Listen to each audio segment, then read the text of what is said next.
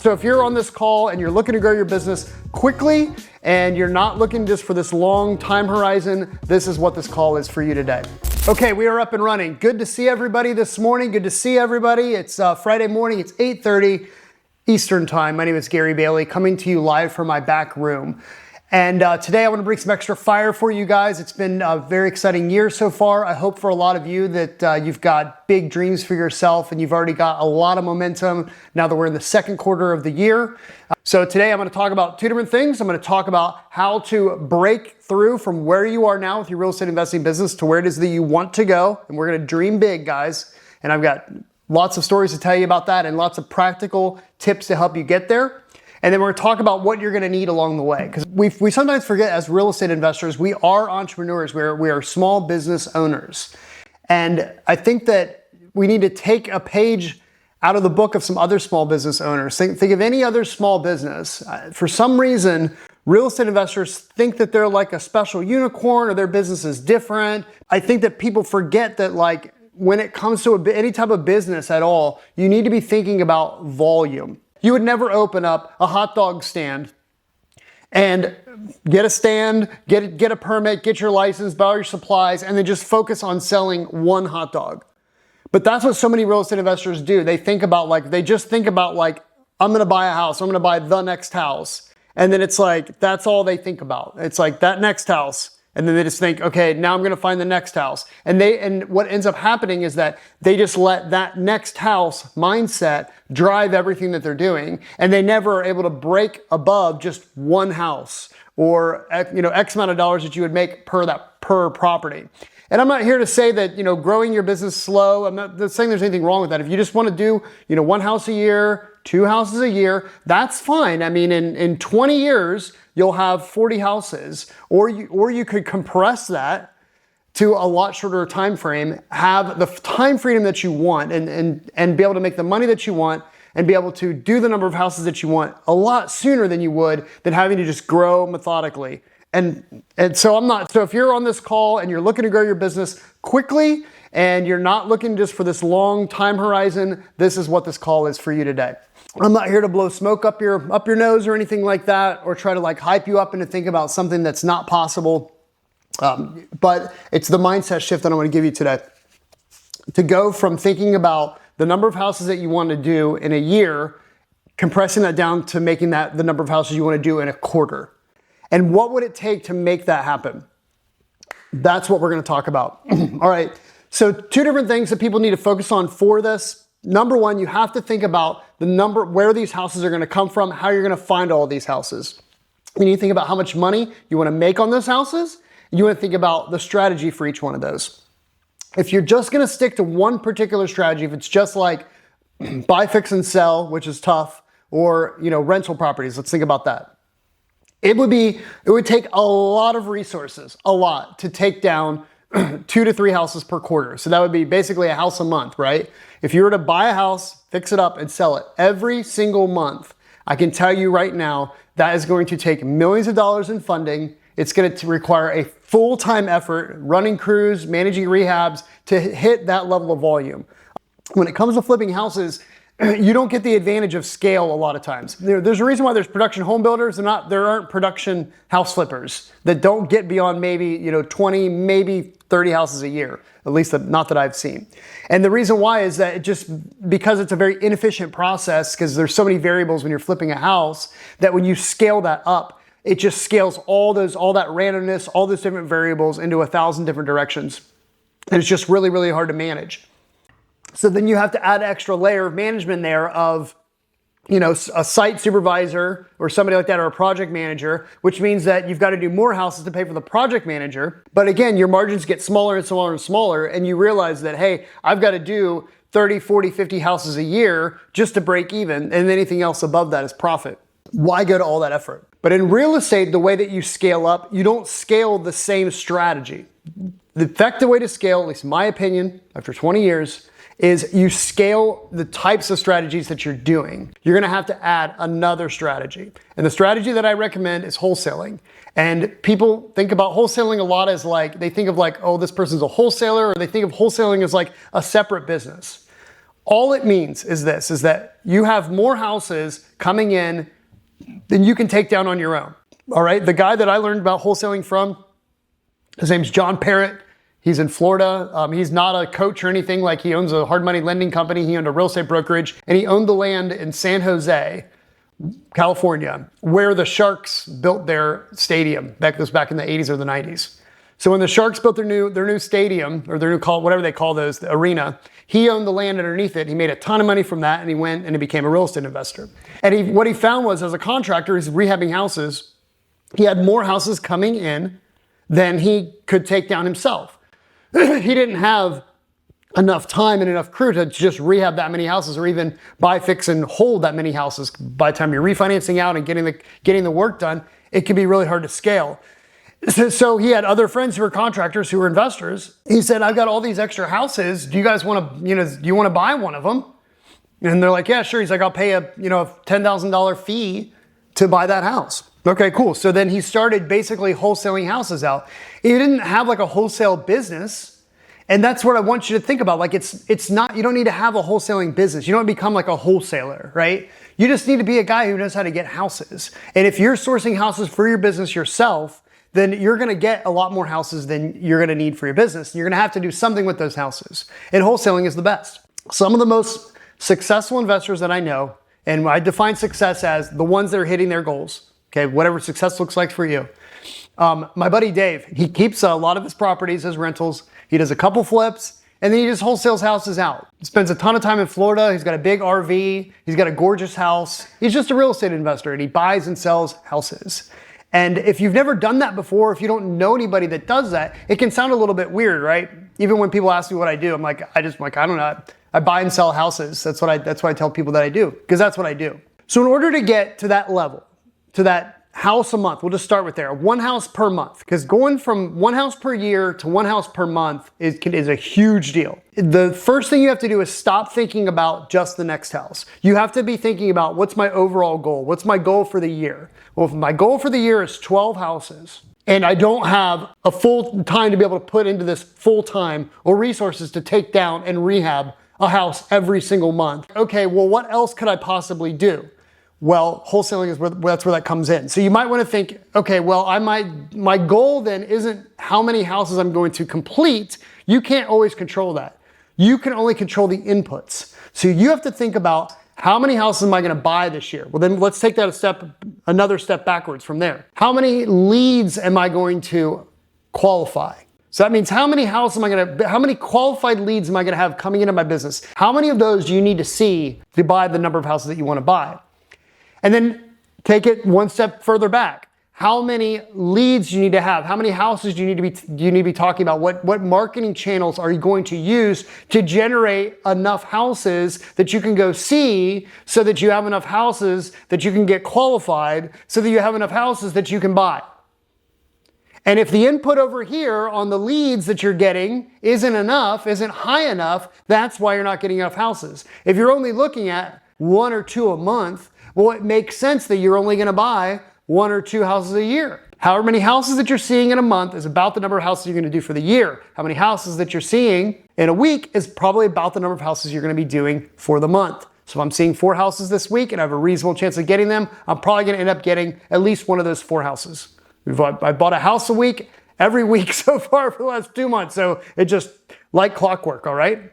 But then what are you going to do with those houses? You're like, I don't have the money. I can't possibly take down all those houses. This wholesaling thing, it sounds complicated. It sounds confusing. That sounds like its own business. I don't even know. Do I need to post things on Facebook? What do I do? First thing you're going to do is you're going to fix your lead problem. You're going to make sure you have enough leads for houses coming into your business. If you need help with that, we've built a platform around it. Go to HomeFlip AI, click See It in Action, and then book a call with me, and I'll talk to you how to get probate leads in your business every single day. So you never have to worry about where is a lead going to come from. And it's very, very affordable. It's less, you'll have a year's worth of leads for less than what you'll spend on one direct mail campaign. Okay? Trust me. Go to HomeFlip.ai, click on See It in Action, and book a call with my team. And we'll fix your lead problem.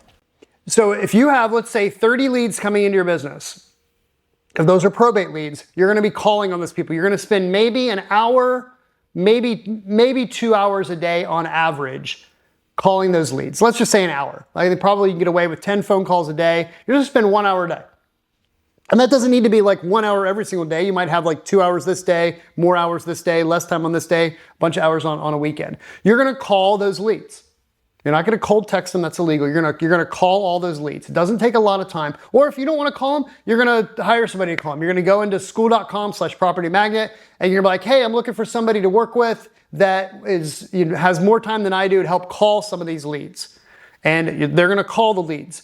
And they're gonna have a conversation with them about the property, about the estate, how everything's going. And they're gonna find out, is the property for sale? If the property is potentially for sale, then they're gonna follow up with them and try to go and go see that house. I would challenge you that within the first week of getting leads, particularly if they're probate leads from HomeFlip, that you can get yourself a couple deals qualified, probably the first day. We qualify deals every single day. I've seen a house every single day this week, and I've got one that I'm gonna see this afternoon.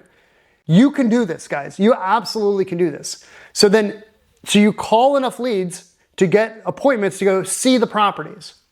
And then every single week, you should have at least 1 or 2 houses that you're gonna see if your goal is 1 or 2 houses a month, right?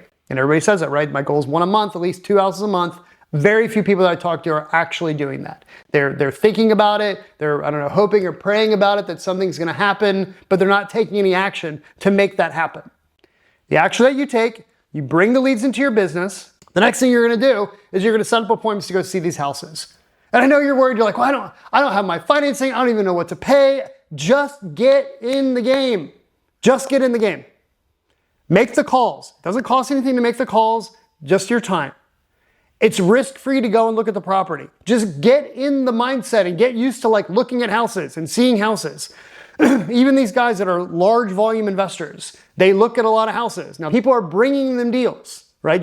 If I know that Kevin does 30 houses a year and I'm a wholesaler, Kevin's gonna be on my list, right? Because he's gonna go look at the houses.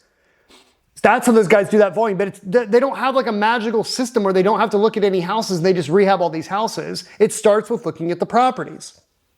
So get that system in place in your business so you have properties to see. And if your goal is 1 or 2 houses a month, you need to see 1 or 2 houses per week that you have a reasonable chance of getting. All right, so you're probably thinking, okay, well, I don't even have enough money to take these things down. I don't even know what to do. Don't worry about that. We'll worry about that later. We will cross that bridge when we come to it. My emphasis today is just helping you unlock that mindset and that like hold that you have about like sticking to maybe 1 house or 2 houses or 0 houses because you're not looking at enough houses. As you're going and looking at these houses, you're also going to be driving the neighborhoods because you're going to be driving your comps. You're going to be driving the neighborhoods. You're going to be looking for other deals, other potential deals. That's where the bush buys comes in, which is your second strategy. 2 houses that I looked at this week, 2 days in a row. One was on Monday and I got to the property. The house was cool. It's on an acre of land. And I'm talking to the guy. It was his dad's house. He had passed away. The house was in very good shape. Actually, probably too good a shape for us to do anything with, but we'll see. And I'm out there. I'm looking at the neighbor's house. I'm like, man, that's vacant. Like you should have your eyes like always out, like looking for vacant houses. Like that looks kind of overgrown. Like the grass was all weird, and the garage looked really nice, but like you could tell nobody lived there. And I was like, do you know what the story is with the house next door? He's like, oh yeah, that's so and so. She lived there by herself for a long time. Her kids are out of state. I haven't seen her for a while. As far as I know, she just moved into like a nursing home. I was like, oh, really? So I pulled up my notepad. It looks like stickers. It basically says I want to buy this house. I have cash. Pulled it out of my car. Went over to the house. Stuck it on the door. And I've got the address. And now I've done my research to see what's going on with the property, skip trace the owners to see who do I need to call, who can I get a hold of to find information about that house. So even if I don't buy that house that I looked at that day, which hopefully we will, I'm gonna have a lead at least to look at for that other house. Fast forward to yesterday, same situation. The property itself actually is really good. The guy died in the house. There's a hole in the floor where they had to cut out. Don't get me started on that. You run into some very interesting situations, we'll say. But the house next door was completely abandoned as well. The garbage cans weren't there. There were stickers on the thing from delivery people. There was papers. The house is vacant. So when I looked at that house, I also looked at the house next door, took a picture of it. I have the address. We're going to do the research on that today. Every source is going to have a little bit of a different conversion rate. So every source is going to start with a lot of leads, a lot of names, a lot of houses, and it's going to be whittled down to the people that are going to potentially be selling. And this will be whittled down to the houses that work for you. And then it's going to be whittled down to the houses that you get. So what kind of numbers are we talking here? Well, think about it this way. Let's say that you look at 1 or 2 houses a week and you keep track of that. Let's just say one. Let's just say one house. Okay, let's just say out of all your time, you don't have enough time, you just make enough phone calls, just go. If I gave you a list of 55 probate leads, and if you're in a major city like Columbus or you're in like, Chicago or anything like that, like I can give you 100 leads like in a second. You will find houses, like you should be able to get at least 2 to 3 houses out of those 100 leads if you're calling them, if you're reaching out to them. So if you've got an appointment a week to go look at a house, you end up getting, a house a month or even 2 houses a month. It's free to make an offer.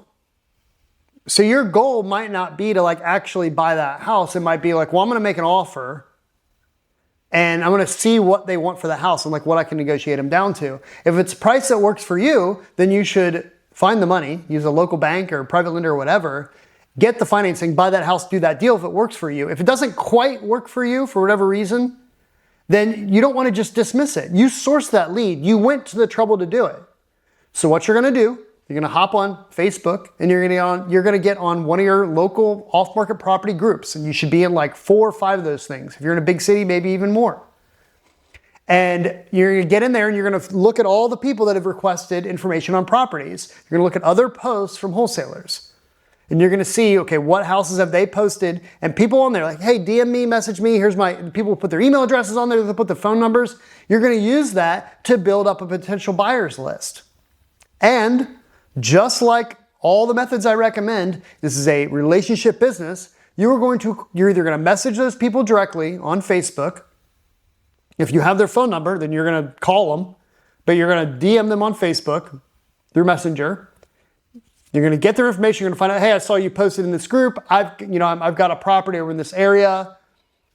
Whatever it is, give me a call. And just something you can do to kind of qualify them, to spark their interest, to let them know, hey, you want to make it so you're just a regular person. Like, let's take it down for a second, right? You're just a regular person who found out about a property that's not a good fit for you, but hey, man, this might be a better fit for you. What do you think?